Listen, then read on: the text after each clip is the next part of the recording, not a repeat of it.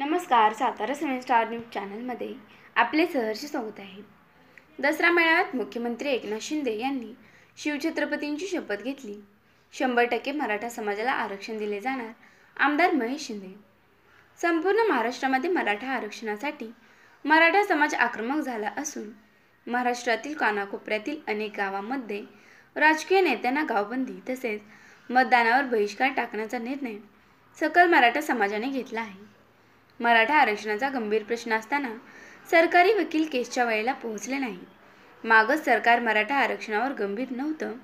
एकनाथ शिंदे आरक्षण देऊ शकतात. मराठा आरक्षणावर राजकारण होत आहे. अशोक चव्हाण शरद पवार मुख्यमंत्री असताना मराठा समाजाच्या आरक्षणाचा मुद्दा का घेतला नाही? मुख्यमंत्री एकनाथ शिंदे यांनी दसरा मेळाव्यात शिवछत्रपतींची शपथ घेतली होती. 100% मराठा समाजाला आरक्षण दिले जाणार. सातारा 7 स्टार न्यूजशी बोलताना आमदार महेश शिंदे यांनी मराठा आरक्षणाच्या मुद्द्यावर माजी मुख्यमंत्री अशोक चव्हाण आणि शरद पवार यांच्यावरही निशाणा साधला. दिला पाहिजे हे काय कोणी गांभीर्याने घेतलं नाही. त्याच्यानंतर कमिट्या नेमल्या गेल्या. त्या कमिटीचे अध्यक्ष त्यावेळेला नगरविकास मंत्री आदरणीय एकनाथ शिंदे साहेब होते. त्यांना करतील असं वाटलं, पण त्यांनी अशोक चव्हाण साहेबांना त्याचं अध्यक्ष केलं. अशोक चव्हाण साहेब हे मूळतः कधी मराठा आरक्षणाच्या बाजूने त्यांचा पक्ष पण नव्हता आणि ते पण नाही आहेत. अशा परिस्थितीमध्ये त्यांनी बैठकासुद्धा घेतल्या नाहीत. आणि सगळ्यात वाईट, इम्पेरिकल डाटासाठी लागणारी जी आर्थिक तरतूद आहे, जी नागपूरच्या 2019च्या झालेल्या त्या आमच्या हिवाळी अधिवेशनात होणं गरजेचं होतं, ती तरतूद केली नाही. त्याचा परिणाम असा झाला की इम्पेरिकल डाटाच तयार झाला नाही. इम्पेरिकल डाटा तयार झाला नाही. 4 वेळा सर्वोच्च न्यायालयाने तुम्हाला वेळ देऊन सुद्धा तुम्ही इम्पेरिकल डाटा त्या ठिकाणी सबमिट करू शकला नाही, ही सत्य गोष्ट आहे. आणि सगळ्यात वाईट, मराठा आरक्षणा एवढा महत्त्वाचा गंभीर मुद्दा असताना राज्य सरकारचा त्या ठिकाणी जे काही आमचे सरकारी वकील आहेत ते त्या आमच्या त्या केसच्या वेळेला पोहोचू शकले नाहीत. केसच्या टायमिंगमध्ये पोहोचले नाहीत. केस अटेंड करू शकले नाहीत. याच्यावरून तुम्ही विचार करा, त्यावेळेचं जे सरकार होतं ते किती गंभीर होतं. ते मराठा आरक्षणावर गंभीरच नव्हतं. आम्हाला फार वाईट वाटायचं, पण आमचं काहीच चालायचं नाही. ही सत्य गोष्ट आहे. जे आरक्षण देवेंद्रजी फडणवीस साहेबांनी दिलं ते आरक्षणसुद्धा ह्या लोकांना टिकवता आलं नव्हतं.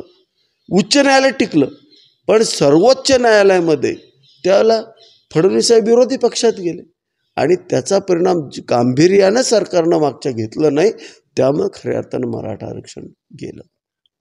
दुसरा विषय आहे की मनोज जरांगे पाटलांचा 3रा टप्पा सुरू झालेला आहे. 15 नोव्हेंबरपासून त्यांचे दौरे सुरू झालेले आहेत. सातारा जिल्ह्यामध्ये सुद्धा त्यांची सभा होणार आहे. कुठेतरी मराठा आरक्षण येत्या काही दिवसांमध्ये मिळेल का?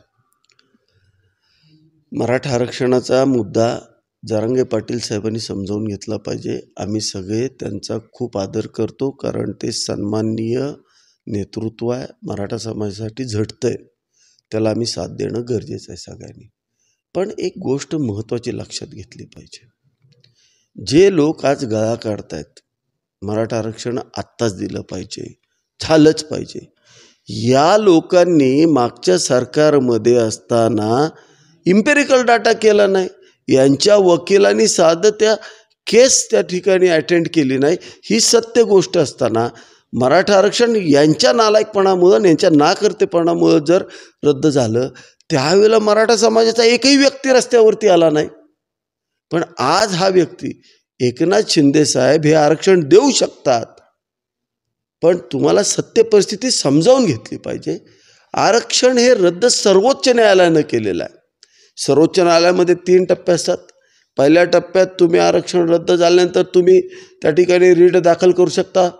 रीट पण आपली नाकारलेली होती त्या सरकारच्या काळात. आता फक्त एकच पर्याय आहे, तो क्युरेटिव्ह पिटिशनचा. आता बरेच जण म्हणतात मराठा समाजाच्या आमदारांनी राजीनामे द्यायची तयारी आहे, चला. काही जण म्हणतात तुम्ही अधिवेशन घ्यायची तयारी आहे, चला. अरे पण जे सर्वोच्च न्यायालयाने नाकारलंय ते देण्याचा अधिकार सर्वोच्च न्यायालयालाच आहे. आणि न्यायव्यवस्था ही भारताच्या संविधानातली ही इंडिपेंडंट अशी स्वायत्त संस्था आहे. त्याला कोणी चॅलेंज करू शकत नाही. आज विधिमंडळ चॅलेंज करू शकत नाही, लोकसभा चॅलेंज करू शकत नाही. आज त्यांच्या फॉर्म्युल्यामध्ये न्यायालयाच्या चौकटीत टिकण्यासाठीच्या ज्या गोष्टी आहेत त्या गोष्टी आपण करणं गरजेचं आहे. मग आज आपण क्युरेटिव्ह पिटिशन दाखल केलेलं आहे. त्यासाठी काही गोष्टी पडद्याआड आदरणीय पंतप्रधान नरेंद्र मोदींच्या माध्यमातून एकनाथ शिंदेसाहेब आणि फडणवीस साहेब जे प्रयत्न करत आहेत ते महाराष्ट्राला ज्ञात आहेत. त्या गोष्टी आपण बोलू शकत नाही. पण आज राज्य सरकार पण आणि केंद्र सरकार पण 100% या ठिकाणी पॉझिटिव्ह आहे. मराठ्यांना आरक्षण हे दिलंच पाहिजे. आणि काही लोक काय करतात, ह्याचा गैरफायदा घेतात आणि याच्या पाठीमागून राजकारण करण्याचा प्रयत्न करतात. आणि मग काही ठराविकच पक्षाच्या नेत्यांना टार्गेट केलं जातं. हे चुकीचं आहे. मराठा समाजाचे आम्ही पण आहे, आमच्याही पाठीचे मराठा समाज आहे. मराठा समाज पाहतोय ज्या लोकांनी आरक्षण दिलं, ज्या लोकांनी आपल्यासाठी कष्ट केलं ते कोण होते? आदरणीय उपमुख्यमंत्री देवेंद्र फडणवीस साहेब आणि आत्ताचे मुख्यमंत्री एकनाथ शिंदे साहेब. हे दोघंच प्रामाणिक प्रयत्न करतात. मग आमच्याच समाजाचे इतके मुख्यमंत्री इतक्या वर्ष झाले, अशोक चव्हाण साहेब झाले, आदरणीय शरदचंद्रजी पवार साहेब झाले, कित्येक मुख्यमंत्री झाले, पण त्यांनी का मराठा समाजाचा आरक्षणाचा मुद्दा आजपर्यंत पुढे घेतला नाही? किंबहुना यातल्या बऱ्याच जणांनी स्टेटमेंट केलं मराठा समाजाला आरक्षण देणं शक्य नाही आणि देताही येणार नाही, असे स्टेटमेंट केलेले आजही आपल्यासमोर आहेत. आणि मग जे प्रामाणिक आमच्या समाजासाठी काम करतायत त्यांच्या पाठीमागं उभं राहिलं पाहिजे. आणि त्याच्या पुढची गोष्ट, मराठा समाजाचा मूळ धंदा काय? कुणबी म्हणून आमचा शेतीवाडीचा धंदा मूळ आहे. याला पाणी देण्याचं काम कुणी केलं? अरे देशाचे पंतप्रधान नरेंद्रभाई मोदींनी 30,000 कोटी रुपये मागच्या 8 वर्षामध्ये महाराष्ट्राला फक्त सिंचनासाठी दिले. काँग्रेसच्या सरकारनं इतक्या वर्षामध्ये इतकी सत्ता असताना 5,000 कोटी सुद्धा दिलेले नाही आहेत. 30,000 कोटी रुपये सिंचनासाठी मागच्या 7 वर्षात दिलेत आणि ते आज आपण पाहतोय. माझाच मतदारसंघ घ्या, 2 TMC पाणी दिलं.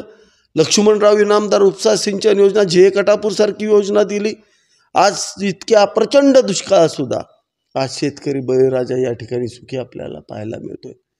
हे जे सरकार आहे, राज्य सरकार, हे जनतेसाठी काम करणारं सरकार आहे आणि याचा मराठा समाजाला अभिमान वाटला पाहिजे. मागच्या 2.5 वर्षामध्ये जे सरकार होतं त्याने आमच्यासाठी असणारी जे पुण्यातली जी आमची संस्था आहे त्या संस्थेला मराठा मुलांच्या शिक्षणासाठी ते बंद करण्याचा घाट घातला होता. एकनाथ शिंदे साहेबांनी त्याला भरीव मदत केली. अरे एवढं जाऊ द्या, मराठा आरक्षण रद्द झालं तरीसुद्धा अधिसंख्य पदं अधिकाऱ्यांची निर्माण करून त्यामध्ये मराठा समाजाच्या 4,500 मुलांना शासकीय नोकरीत सामावून घेतलं. एक महत्त्वाचा प्रश्न आहे आणि जो सत्य आहे, मराठा समाजाची जी मुलं आहेत, जे शिक्षण घेत आहेत, त्यांचा प्रश्न फार मोठा आहे. तो गांभीर्याने घेतला पाहिजे. जे गरीब मुलं आहेत त्यांना शिक्षणाला परवडत नाही आहे, एवढी फी जास्त आहे, तर तो प्रश्न मराठा समाजाच्या जो आरक्षण आत्ता जो देतो आहे आपण सुप्रीम कोर्टाच्या माध्यमातून, त्या माध्यमातून 100% हे प्रश्न सुटतील आणि त्यासाठी सुद्धा राज्य सरकार आग्रही आहे आणि आम्ही निश्चित सोडू असं मला या ठिकाणी सांगावं वाटतं. शेवटचा प्रश्न साहेब, दसरा मेळाव्यामध्ये छत्रपती शिवाजी महाराज शपथ घेऊन मुख्यमंत्री एकनाथ शिंदे साहेबांनी मराठा समाज आरक्षण देणार असं एक त्या ठिकाणी विधान केलं होतं. काय सांगा? 100% त्यांचा प्रयत्न हा प्रामाणिक असतो. महाराष्ट्रातली जनता आणि प्रत्येक आमदार हा एकनाथ शिंदे साहेबांचा प्रामाणिकपणा किती आहे हे प्रत्येकाला माहिती आहे. स्वतःच्या अंगावरचं काढून सामान्य माणसाला देणारा एकमेव नेता आहे. कोरोनाच्या काळामध्ये कोणीही घरातनं बाहेर पडत नव्हतं. अशा वेळेला PP किट घालून आणि नुसतं मास्क घालून ही व्यक्ती स्वतःच्या कार्यकर्त्यांना धीर द्यायला कोरोनाच्या हॉस्पिटलमध्ये जात होते. डॉक्टरसुद्धा जायला घाबरत होते. महाराष्ट्रामध्ये माझ्यासारखे अनेक आमदार उभे करून त्यांच्या माध्यमातून कोरोनाचं प्रचंड काम ह्या व्यक्तीनं करून घेतलं. ही सत्य गोष्ट आहे. त्यामुळे त्याचा प्रामाणिकपणा महाराष्ट्राला माहिती आहे. त्यांनी शिवछत्रपतींची शपथ घेतल्या 100% मराठा समाजाला आणि आमच्या तरुणांना आरक्षण हे दिलं जाणार, हे मी या ठिकाणी शब्द देतो.